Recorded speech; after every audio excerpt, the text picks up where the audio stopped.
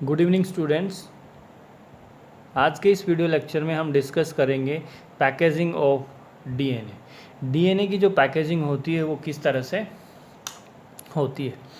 पीछे हमने double helix model के अंदर ये पढ़ा था कि दो बेस पेयर्स के बीच जो डिस्टेंस होता है, double helix structure Watson Crick ने जो दिया था, उन्होंने ये कहा था कि टू कंसेक्यूटिव बेस पेयर्स के बीच जो डिस्टेंस होता है दैट इज़ 0.34 नैनोमीटर या 3.4 एंगस्ट्रॉन। ये कल हम डिस्कस कर चुके हैं। ये दो बेस पेयर्स के बीच क्या होता है, डिस्टेंस होता है, राइट।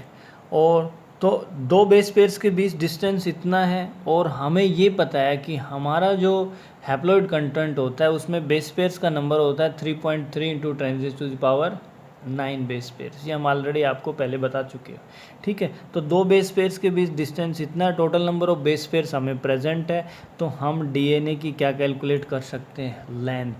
क्या कैलकुलेट कर सकते हैं, लेंथ। और वो लेंथ क्या होगी भाई, नंबर ऑफ बेस पेयर्स 6.6 10⁻⁹। ये हमने डिप्लॉयड कंटेंट ले लिया, मल्टीप्लाई किया किसको भाई, किसके साथ, बेस पेयर्स के बीच में, दो बेस पेयर्स के बीच जो डिस्टेंस है उसके।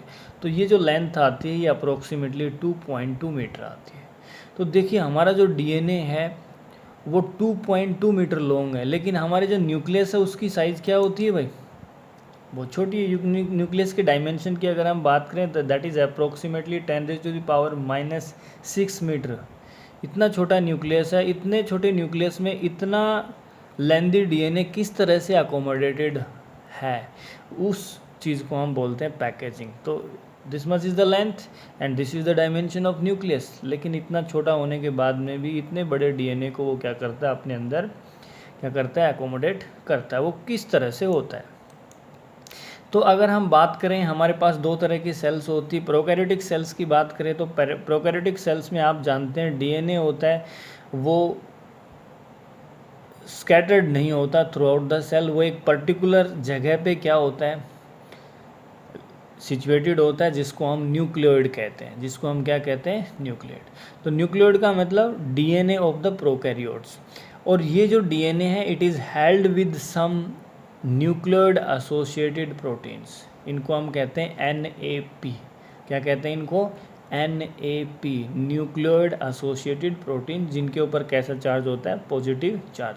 तो वो उस डीएनए को क्या करती है, हेल्ड रखती है। तो देखिए अगर उसका हम डायग्राम देखें तो ये तो भाई डीएनए है इसका, प्रोकैरियोट्स का। इस डीएनए का ये डबल हेलिक्स है। इस डीएनए को जो प्रोटीन है उस प्रोटीन का नाम क्या बताया मैंने, NAP. NAP means nucleoid associated protein. इस न्यूक्लियोइड एसोसिएटेड प्रोटीन ने इस डीएनए को क्या कर रखा है भाई, पकड़ रखा है, हेल्ड कर रखा है, पैक कर रखा है। क्या कर रखा है, पैक कर रखा है। तो ये किस तरह का स्ट्रक्चर बन गया, ये एक लूप लाइक स्ट्रक्चर बन गया। क्या बन गया, एक ये loop like structure. So DNA in the nucleoid, ये पूरा न्यूक्लियोइड है।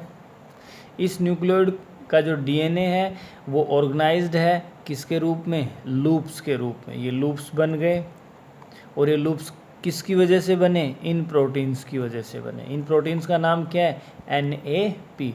एनएपी की फुल फॉर्म क्या है, न्यूक्लियोइड एसोसिएटेड प्रोटीन। तो प्रोकैरियोट्स के अंदर जो डीएनए की पैकेजिंग होती है वो किसकी मदद से होती है, न्यूक्लियोइड एसोसिएटेड प्रोटीन्स की वजह से। और वो इस डीएनए को लूप्स के रूप में क्या कर देती है, ऑर्गेनाइज कर देती है। ठीक है भाई। आगे हम बात करते हैं किसकी, यूकैरियोट्स में। यूकैरियोट्स में स्पेसिफिक प्रोटीन्स होती हैं जिनको हम क्या कहते हैं, हिस्टोन प्रोटीन्स। यूकैरियोट्स के अंदर जो प्रोटीन है उनका नाम क्या है भाई, histone proteins. These proteins are positively charged, basic in nature. कैसी होती है भाई, पॉजिटिवली चार्ज होती है। और इनका नेचर क्या होता है, बेसिक नेचर होता है। बेसिक नेचर इसलिए होता है क्योंकि इनके अंदर कौन से अमीनो एसिड रेजिड्यू पाए जाते हैं इस प्रोटीन के अंदर, lysine and arginine. Lysine and arginine amino acid इसमें अंदर पाए जाते हैं। और इन अमीनो एसिड्स के ऊपर क्या होता है, पॉजिटिव चार्ज होता है। Both the amino acid residue carry positive charge in their side chain. और इनके ऊपर पॉजिटिव चार्ज होने की वजह से हिस्टोन प्रोटीन के ऊपर कैसा चार्ज होता है, पॉजिटिव चार्ज होता है, राइट। अब हिस्टोन प्रोटीन है, इसका स्ट्रक्चर क्या है, किस तरह से अरेंज है। हिस्टोन जो होती है that is organised to form a unit of 8 molecule called histone octamer.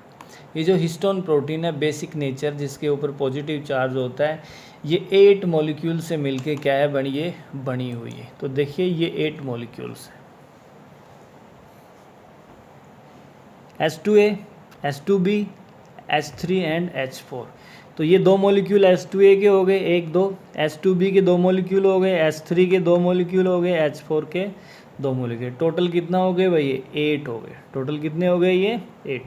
तो ये 8 यूनिट्स, ये 8 मॉलिक्यूल्स क्या कहलाते हैं? Histone octamer. और ये है H1 प्रोटीन। और ये जो रेडिश कलर का आपको एक थ्रेड लाइक स्ट्रक्चर दिखाई दे रहा है, ये क्या है इसमें? This is DNA। तो ये DNA है, ये हिस्टोन प्रोटीन के चारों तरफ क्या है भाई? रैप है, लिपटा हुआ है। ठीक है। नेगेटिवली चार्ज DNA के ऊपर कैसा चार्ज है भाई? नेगेटिव चार्ज है। और प्रोटीन्स के ऊपर कैसा चार्ज है भाई? पॉजिटिव चार्ज है। तो negatively charge DNA, positive charge protein के चारों तरफ क्या है भाई? ये लिपटा हुआ है। और ये पूरा एक स्ट्रक्चर बनता है जिसको हम कहते हैं न्यूक्लियोसोम। क्या कहते हैं इसको? न्यूक्लियोसोम। अगर हम इसी डायग्राम को इस सिंप्लीफाइड तरीके से अगर हम इन 8 मॉलिक्यूल्स को ये हम एक सिंगल सर्कुलर स्ट्रक्चर से दिखा दें जिसको हम कहते हैं हिस्टोन का ऑक्टामर, तो हिस्टोन ऑक्टामर के चारों तरफ ये DNA इस तरह से लिपटा हुआ है, पैक है, रैप्ड है। ठीक है। तो ये स्ट्रक्चर बनता है भाई न्यूक्लियोसोम।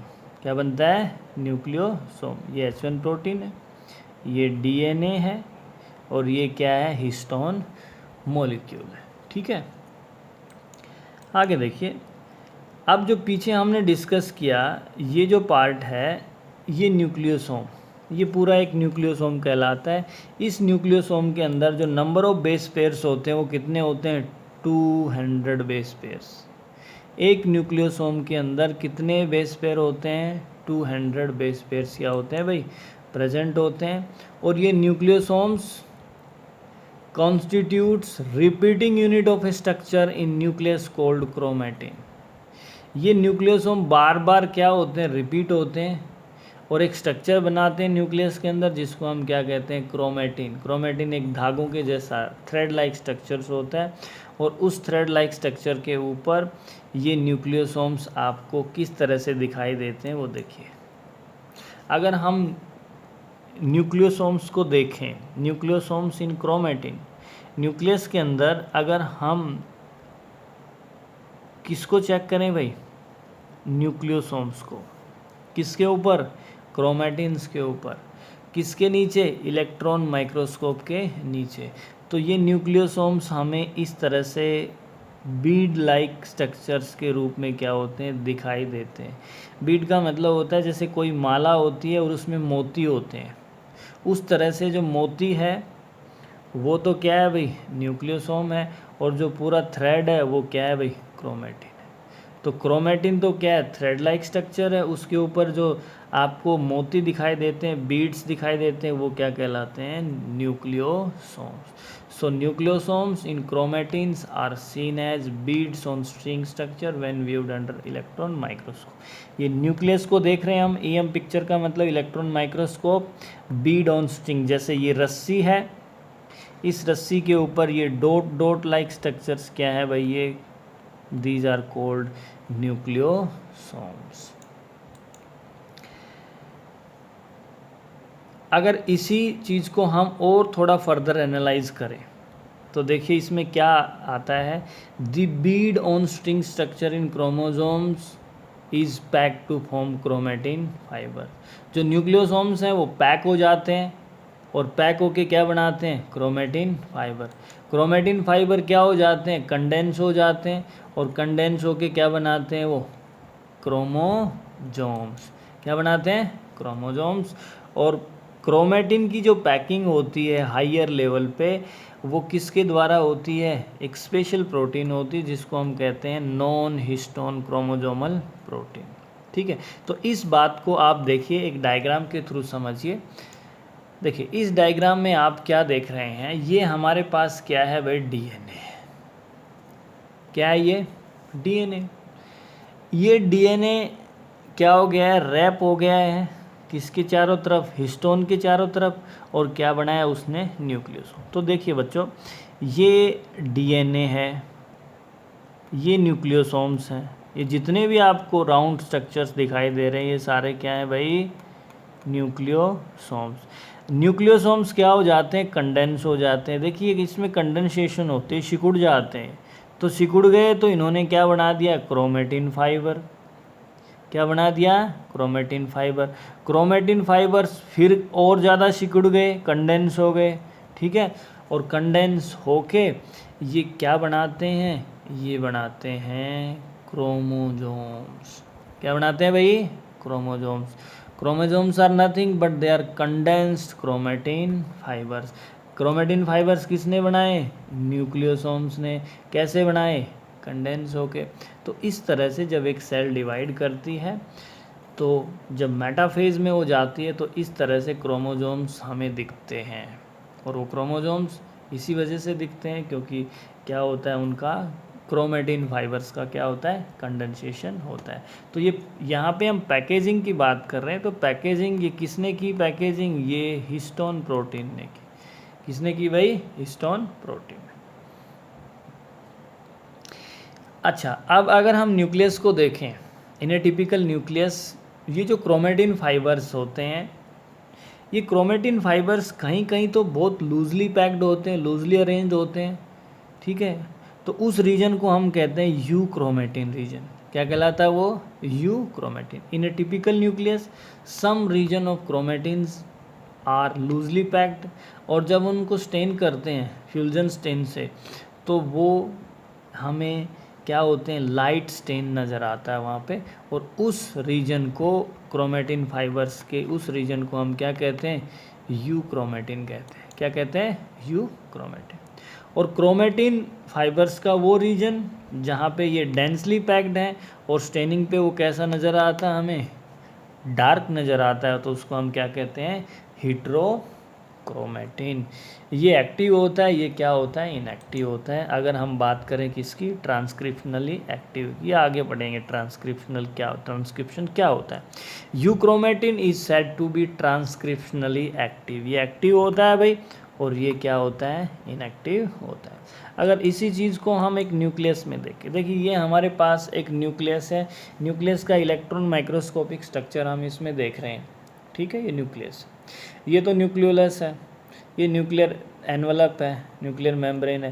तो देखिए ये हेट्रोक्रोमेटिन रीजन, यहाँ पे ये जो एरो आपको दिखाई दे रहा है ये हेट्रोक्रोमेटिन रीजन है, क्योंकि यहाँ पे क्रोमेटिन फाइबर्स डेंसली पैक्ड हैं और ये डार्क स्टेनिंग हो रही है। ये रीजन जहाँ पे क्रोमेटिन फाइबर्स क्या हैं भाई, लूजली पैक्ड हैं और लाइट स्टेनिंग हमें दिखाई दे रही है, तो इस रीजन को हम क्या कहते हैं, यू क्रोमेटिन। ये रीजन ट्रांसक्रिप्शनली एक्टिव होता है, ये रीजन क्या होता है, ट्रांसक्रिप्शनली इनएक्टिव होता है, ठीक है भाई। तो ये बात हो गई किसकी, यूक्रोमेटिन और हेट्रोक्रोमेटिन रीजन की, ठीक है। तो आज के लेक्चर में हम इतना ही डिस्कस करेंगे। यहाँ जो पीछे मैंने एक बात आपको बताई कि एक न्यूक्लियोसोम में कितने बेस पेयर्स होते हैं, 200 बेस पेयर्स होते हैं। एक न्यूक्लियोसोम में कितने बेस पेयर होते हैं भाई, 200 बेस पेयर। तो आप अपने दिमाग से, ये आपको एक वर्क मैं दे रहा हूँ, असाइनमेंट दे रहा हूँ, ये आपको एक छोटा सा प्रॉब्लम है, ये सोल्व करना है कि हमारे डीएनए के अंदर, ह्यूमन डीएनए के अंदर न्यूक्लियोसोम्स की संख्या क्या होगी। What will be the number of nucleosomes in human DNA. आपको पता है एक बेस पेयर, 200 बेस पेयर मिलके क्या बनाते हैं, एक न्यूक्लियोसोम बनाते हैं। और आपको पता है हमारे अंदर बेस पेयर की संख्या कितनी है, हैप्लॉइड की बात करें तो 3.3 × 10⁻⁹ बेस पेयर, ठीक है। इतने बेस पेयर हैं, एक बेस 200 बेस पेयर मिलके क्या बनाते हैं, एक न्यूक्लियोसोम बनाते हैं। तो आपको फाइंड आउट क्या करना पड़ेगा, how many nucleosomes are present in human DNA. ये है आज इसका एक छोटा सा प्रॉब्लम, ठीक है भाई। तो आज के इस लेक्चर में हमने ये सब डिस्कस किया कि डीएनए की पैकेजिंग किस तरह से होती है। Thank you.